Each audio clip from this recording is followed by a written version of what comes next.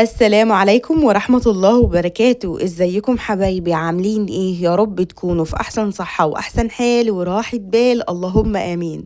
النهاردة معادنا مع مشترياتي من خضار لفاكهة، والمرة دي الفيديو مختلف تماما.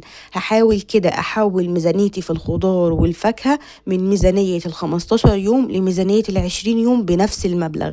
طب ازاي؟ وكمان زيادة على كده هعمل خطوات بسيطة جدا. هنحاول كده ان احنا نحول ميزانيتنا من ميزانية عادية لميزانية رمضانية تناسب احتياجاتنا في رمضان بالنسبة للخضار، وهنشيل جزء كده ونعينه لرمضان بنفس المبلغ اللي احنا بناخده وبنفس الميزانية. هتوفري وقت وهتوفري فلوس وهتوفري مجهود بتركات كده بسيطة جدا ولكن عملية، هتفرق معاكي كتير جدا في الميزانية. هنعرض مع بعض المشتريات وتابعي بقى معايا الأفكار للنهاية بأمر الله. لو ما عجبتكيش فكرة هتعجبك التانية. شاركي الفيديو بقى مع غيرك عشان غيرك يستفاد، وما تنسيش الاشتراك واللايك وتفعيل زر الجرس لو عجبك الفيديو. ويلا بينا بسرعة على المشتريات. بس قبل ما نبدأ أنا حددت الميزانية بتاعتي، والميزانية بتاعتي بتكون كام؟ بتكون 300 جنيه كل 15 يوم. 300 جنيه كل 15 يوم لأسرة 6 أفراد، هنطلع منها حاجات لرمضان وهنحولها الميزانية من 15 يوم ل20 يوم. ازاي؟ تابع معايا الفيديو للنهاية ونصلي على الحبيب. اللهم صل وسلم وزد وبارك عليك يا حبيبي يا رسول الله. صلوا عليه كتير في التعليقات يا بنات، وما ننساش اللايك فضلا وليس امرا. يلا بينا بسرعة على المشتريات. اول حاجه بدات بيها يا بنات وهي الطماطم في السوق كانت باسعار مختلفه جدا. كان في اللي بيبيعها ب10، وكان في اللي بيبيعها ب12 جنيه ونص، وكان في اللي بيبيعها ب8. اكتبي لي برضو في التعليقات الاسعار عندك اخبارها ايه. الطماطم الجميله الحلوه دي، بصوا هي ممكن يكون فيها عيب في بعض الطماطم، ولكن هي في العموم جميله جدا. انا نقيت الطماطم الجامده عشان الطماطم دي تفضل معايا للسلطه فتره طويله. يعني انا عايزه افضل 20 يوم، 17 يوم، 18 يوم، على قد ما اقدر ما انزلش ولا اشتري اي خضار من تحت، وهقول لكم دلوقتي ازاي. فجبت كام كيلو طماطم؟ جبت يا بنات 3 كيلو وربع، دول كانوا عاملين 40 جنيه، الكيلو ب12 جنيه ونص. دول للسلطه يا بنات، ممكن انقي منهم الطريه واعينها زي ما بعمل معاكم كل شهر. وما بعملهاش صلصه يا بنات، انا بعينها كده متخرطه زي ما هي. وانا وماشيه لقيت الطماطم الجميله دي. الطماطم دي هي الطماطم دي نفس الشكل، وهي نفس الطماطمايه ونفس الحجم وكل حاجه، ولكن دي ب8 جنيه. تخيلوا بقى فرق السعر ما بين الطماطم دي وما بين الطماطم دي. ولكن بقول هي ارزاق، والراجل ليه رزق ان هو ايه، ان انا اشتري منه. فجبت 2 كيلو كمان. ال2 كيلو دول كانوا عاملين يا بنات، الكيلو كان عامل 8 جنيه، هو حسب لي الكيلو ب7 جنيه ونص، فجبتهم منه ب15 جنيه. طيب الطماطم ديت بأمر الله كده هتكمل معايا ال20 يوم. طب بالنسبة للصلصة بنتصرف ازاي؟ انا عندي صلصة في الفريزر من الاول، فعايزة اصفيها لاني عايزة اعمل صلصة مخصوصة لرمضان، وصلصة رمضان غير اي صلصة. فدول انا هعين منهم كده الطرية، او هشوف لو فيهم حاجة طرية اخرطها كده واعين كيسين او 3 اكياس بالكتير، بس مش اكتر من كده على الصلصة اللي عندي، هيكملوا معايا بأمر الله. جبت يا بنات البطاطس. شايفين البطاطس؟ البطاطس جميلة جدا جدا جدا في السوق، وسعرها حلو جدا. طبعا الكيس مش هيتفتح معايا، فانا هضطر ان انا اقصه كده. بس الاكياس دي يا بنات انا بعينها والله، بخليها احط فيها ايه، بواقي الاكل والحاجات ديت، القمامه، مش عارفه ايه، تنظيف الخضار والحاجات ديت. البطاطس دي كانت عامله كام؟ البطاطس يا بنات جميله جدا جدا جدا. بحب البطاطسايه الطوليه دي، بحب بعشقها. بصوا جميلة جدا في التقشير، بتقشريها كده بتكون بسهولة لما بتقشريها بالمقشرة، ولما بتعمليها بقى صوابع بتخرطيها للطبيخ بتكون سهلة جدا وبسيطة جدا. فالبطاطس الجميلة دي كانت عاملة 10 جنيه، فجبت يا بنات دول حوالي 5 كيلو بطاطس. 5 كيلو ب50 جنيه، دول هيكملوا معايا. ومعايا كام حباية كده من ال15 يوم اللي فاتوا، فدول على دول ممكن يكملوا معايا ال20 يوم. محتاجش بطاطس نهائيا. والحاجة اللي جبتها بعد كده يا بنات البصل. البصل جميل جدا في السوق. البصل الأحمر يا بنات كان عامل 9 جنيه، والبصل الأبيض كان عامل 10 جنيه. فأنا جبت البصلاية البيضة دي، وجبت الكمية اللي انتوا شايفينها دي. شايفين الكيس اتقطع، ما علينا. بعمل معاكم الحركة الجميلة دي النهاردة، ما عملتهاش. بصوا اهو. بحب اوريكم البصل كله صغير على كبير. يلا اللي واقع كده كده هنلمهم. دول كانوا عاملين كام يا بنات؟ دول كانوا عاملين 5 كيلو برضو، 5 كيلو بصل. عندي بصل احمر من 15 يوم اللي فاتوا، كنت جايبه برضو كميه، كنت جايبه حوالي 3 كيلو او 4 كيلو حاجه زي كده. البصلايه الحمراء دي انا هسيبها للسلطه، هسيبها للطبيخ، للحاجات ديت. انما دول انا جايباهم لرمضان، يعني دول مش هاجي ناحيتهم خالص، دول أنا فهفرز منهم كميه كده لرمضان، وهفرز منهم كميه طريقه بامر الله هتوفر عليكم كتير جدا في رمضان. يعني ال5 كيلو دول او ال5 كيلو ونص دول بامر الله هيتعانوا معايا رمضان. 5 كيلو ونص كانوا عاملين كام؟ كانوا عاملين تقريبا 55 جنيه. ده عندي بصل، فشلت بند البصل خالص من المشتريات بتاعتي. عندي كام حبايه هيكملوا معايا حلوين جدا، مش هاجي ناحيه دول خالص. وبعد كده يا حبيبه قلبي هنبدا نعمل تفريزه محترمه جدا بالبصل الابيض ده. حضريه معايا واستني معايا بامر الله، فيديو هنزل بيه وهنزل لكم كده كام تفريزه. هي دي التفريزات المحترمه، من غير ضغط على نفسك، من غير ضغط على الميزانيه، من غير اكياس كده. لليمون، انا كنت قلت لكم يا بنات ان انا عايزه اجيب ليمون علشان خاطر اخلل، لان الليمون عندي ناقص جدا. وده مهم جدا ان انت تجيبي دلوقتي اي انواع مخللات وتخلليها، فلفل، ليمون، لفت، جزر، اللي بتحبيه انت وولادك. حتى لو الحاجة حنان سعرها غالي، ده دلوقتي الليمون رفع، ده دلوقتي اللفت رفع، ده دلوقتي الفلفل رفع. نقي ارخص حاجة عندك ممكن تتعمل مخلل وهاتيها في المشتريات بتاعتك وابداي خلليها. عشان انت لما تروحي تشتري، تخيلي انت بتشتري الحاجة خضراء وبيكون سعرها غالي، لما تروحي تشتري مخلل تخيلي انت هتشتري قد ايه وبكام. مش هيكملوا معاكي والله، وهتهدري مبلغ محترم وكبير جدا في الميزانية بتاعتك في شهر رمضان على الليمون والحاجات دي. تمام. طبعا الكيس برضو مش هيتفتح، فاحنا هنضطر ان احنا نقطعه. عايزه اوريكم الليمون. بصوا الليمون. طيب الليمون ده كان عامل كام يا حنان؟ بصوا الاسعار بتختلف من مكان لمكان. يجوز انا عندي السعر قليل شويه لان انا بنزل اسواق، انا بنزل السوق وبلف وبدور وبسال كتير جدا. الليمون ده يا بنات كان عامل عندي 20 جنيه. قلت لها انا هاخد ال3 كيلو ب50 جنيه. تمام. دي تاني شروه. تمام. فانا جبت شروه كمان.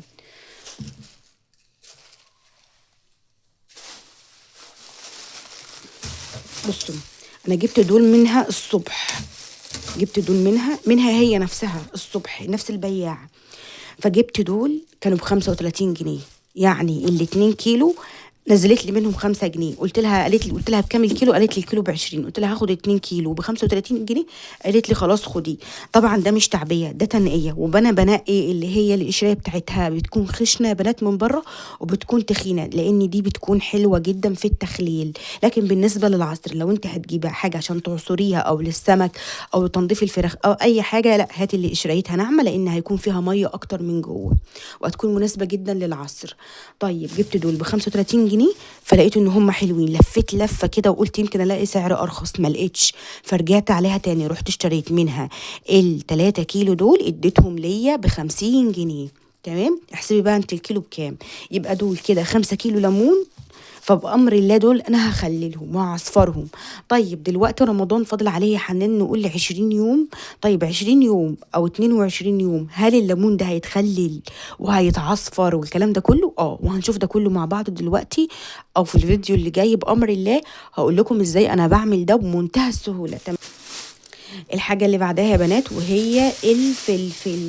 أنا كنت محتاجة الفلفل ده علشان عايزة أعمل برضو رمضان، اعمل تفريزة هريسة شطة، وعايزة كمان اعمل الجبنة بالشطة. تمام. فجبت الفلفل ده كان عامل 20 جنيه. قلت لها هاخد 2 كيلو احسبي لي ب15. قالت لي لا. قلت لا خلاص هجيب كيلو وخلاص، وده هيناسبني، يعني ده هيكون حلو جدا. يعني الكميه دي انا بالنسبه لي حلوه. او عندي كميه برضو في الفريزر كنت عاملاها معاكم بالنسبه لرصه الشطه، بتنفعك وبتفرق معاكي كتير جدا في التتبيلات، سواء كنت بتتبلي سمك، سواء كنت بتخللي بتنجان، سواء كنت بتعملي دلوقتي مخلل، فهيبقى حلو جدا.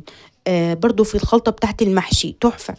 فأنا هعمل من الكيلو دوت كمية كده، هعملها على الجبنة القريش، وعملتها معاكم قبل كده. وهعمل التفريزة ديت وهعينها رمضان اللي هي تفريزة الهريسة، ودي مش هتاخد معايا حجم في الفريزر. انا ما فرزتش حاجات ملهاش لازمة، او مش بقولك فرزي بكميات، لا فرزي بكميات بسيطة جدا كده، ولكن هتفرق معاك كتير جدا.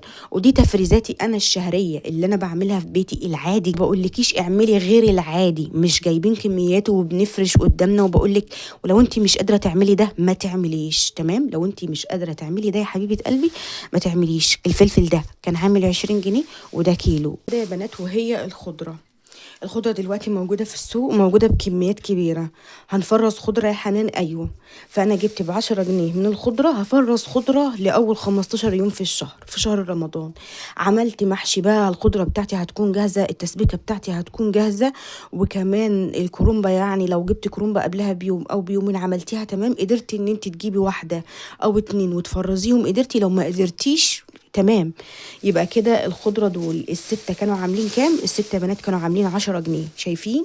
بسم الله ما شاء الله زي الفل. الخضرة مزهزهة وجميلة، وخضرة الشتاء بصوا ما يتشبعش منها. تمام. لو انت مش عايزة تفرزي خضرة ما تفرزيش، الخضرة موجودة معانا طول الشتاء، وكل شوية بتحلى وبتكون أحلى بكتير جدا. شايفين الراجل كان لسه منزلها، كانت زي الفل. وجبت يا بنات كمان الكرنباية دي كانت عاملة 25 جنيه. طيب هي الكرنباية ديت هتكمل معاكي ال20 يوم بالنسبة للأكل؟ لا يا بنات، أنا عندي كمان حاجات من الأول، من الشهر اللي فات أو من 15 يوم اللي فات أنا هكمل عليها بالنسبة للكرنباية دي. وكده كده معايا البطاطس ومعايا الطماطم، يعني ممكن أعمل منهم كذا وجبة. عندي الكوسة دي من مشتريات الأسبوع اللي فات، الأسبوعين اللي فاتوا، ال15 يوم اللي فاتوا، زي ما هي بسم الله ما شاء الله أهي. فدي على الكرنباية هتبقى حلوة جدا. طيب فين الفلفل اللي هو الفلفل الرومي؟ فين الخيار سعره عالي، والفلفل كمان يا بنات سعره عالي. يعني الخيار كان عامل 20 جنيه، والفلفل كان عامل برضو 25 جنيه. فالأسعار ضربت جدا. فأنا أستبدل بقى الحاجات الغالية بحاجات ممكن تمشي معايا الشهر، زي الكرنباية دي مثلا. الكرنباية ديت بسعر كيلو فلفل، وعاملة معايا وجبتين، يعني هتعمل معايا طبختين أو أكلتين، وأكلتين رئيسيين. ولكن الفلفل مش هيعمل معايا. ولكن فين الفايدة؟ طب ما هو أنا جايبة خضرة، الخضرة بقى هتحل محل الفلفل وتحل محل الخضار في السلطة. هعين منها كمية كده واشيلها في التلاجة عندي، واربطها في كيس، واطلع منها للسلطة، واطلع منها للمحاشي، واخرط جزء كده واعينه وافرزه في الفريزر رمضان بأمر الله. يعني جزء كده على جزء كده. تمام. يبقى كده اهو طلعنا 3 وجبات كده. بالنسبة للخضار بتاعنا، عندي خضار في الفريزر من الأول، عندي كوسة متفرزة، وعندي بسلة متفرزة، وعندي كمان فاصوليا خضرة متفرزة، وعندي أكياس كتير في الفريزر. فدول أنا اللي هحاول أمشي بيهم الوجبات بتاعتي. كمان إن أنا في الشهر ده أو في ال20 يوم دول ناوية كده أمشيها وجبات أرداحي كده على قد ما أقدر، عشان أعرف أدخل على دخلة رمضان زي ما قلت لكم كده في التقسيمة بتاعة الميزانية. وفي الفيديو اللي فات أنا جبت حاجات كتير جدا في الخزين تنفع معايا إن أنا أمشي بيها رمضان وجبات أرداحي. تمام. فأنا عندي البتنجان دوت من 15 يوم اللي فاتوا، لا اللي قبلهم دبل خلاص وقرب يبوظ. فأنا لا مش هجيب بتنجان تاني. دول أنا هعملهم كده، أسلقهم أو ممكن أقليهم أو ممكن أشويهم، وأحطهم كده في علبة وأعينهم عندي في التلاجة. ده فلفل حامي كنت جايباه برضو في ال15 يوم اللي فاتوا. قلت ان انا هعمل معاكم بيه تجميدة، او هعمل معاكم بيه تفريزة، وده هعمله بأمر الله مع الفلفل الاحمر في يوم كده. وبرضو الكوسة دي مش هستخدمها كلها، هعمل منها برضو تفريزة او تفريزتين كده اعينهم بأمر الله لرمضان. للفاكهة اللي انا جبتها، انا كنت جايبة 3 كيلو ونص من البرتقان ده. شايفين هو شكله كده؟ تمام. هو شكله كده، ولكن هو من جوه زي الفل، وبتمسحيه اصلا بيكون نظيف، يعني هو مفيهوش اي حاجه. هو الشكل بس من بره كده مطرب، ولكن طعمه تحفه، وهو بسره ومسكر وجميل جدا. كنت جايبه 3 كيلو ونص، هم دول اللي فضلوا من 3 كيلو ونص. يعني ونخصص جزء من الميزانية بتاعتنا، سواء كانت 100 جنيه كده ونشيلها على جنب. كل ما ننزل نلاقي برتقان نجيب برتقان حلو دلوقتي في الشتاء. تمام. وحلو لنزلات البرد. لقينا استفندي نجيبه استفندي. اي نوع فاكهة هيناسبك ويناسب ميزانيتك هاتيه. قادرة تجيبي التفاح هاتي، قادرة تجيبي البرتقان هاتي، قادرة تجيبي الموز هاتي. كل واحد على حسب ميزانيته يا بنات. احنا ما بنفرضش على بعض حاجات، احنا بندي لبعض بعض الحلول كده. وانت كمان اكتبي لي برضو في التعليقات، يعني بالنسبة لبند الفاكهة انت بتمشيها ازاي، وبالنسبة برضو لبند الخضار انت بتمشيها ازاي. ده كده يا بنات كان بالنسبة لبند الخضار والحاجات اللي احنا اشتريناها والحاجات اللي ممكن تكمل معانا ال20 يوم. ناس هتدخل وتقول يا حنان الأسعار عندك غالية، يا حنان الأسعار عندك رخيصة، يا حنان عندنا الأسعار غالية، يا حنان الكلام ده مش موجود. لفي في السوق وانزلي ودوري واسألي عندي 1 و2 و3. ما تنزليش تشتري من الشارع اللي انت عايشة فيه وتقولي لي الأسعار عندي رخيصة. ما تروحيش تشتري من عند محل وتقولي الأسعار عندي رخيصة. في ناس بتركب مواصلات عشان تروح الاسواق وتشتري الخضار بتاعها. هركب مواصلات وادفع 10 أو 20 جنيه علشان خاطر اروح اجيب حبة خضار واتبهدل؟ شنطة من شنط السوق. هاتي شنطة من شنط السوق اللي هي اللي بعجل وروحي بيها اي حتة.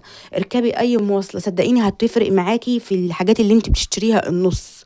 يعني ممكن يفرق معاكي في كرومبايه زي دي ممكن تجيبها ب40 جنيه، لا انت اولى بال15 جنيه. ممكن كيلو برتقان زي ده، البرتقان ده يا بنات ب14 جنيه، البرتقان ده ب14 جنيه. تمام، دول كانوا عاملين 3 كيلو ونص، كانوا عاملين حوالي 45 جنيه، حاجة زي كده يعني. فانت عملتي 3 تفريزات من المشتريات بتاعتك من داخل ميزانيتك. ميزانيتي يا دوبك زادت كام؟ زادت 50 جنيه بس. يعني انا ميزانيتي 20 يوم زادت 50 جنيه بس، وطلعت منها 3 تفريزات. 3 تفريزات مهمة جدا جدا جدا في رمضان، وهي واللي سعرها ممكن يغلى او ان انت ممكن تحتاجيها وتكون انقاذ وستر ليكي سواء كان في الفريزر او في التلاجة. وهقولك على افكار حلوة جدا جدا في الفيديوهات اللي جاية.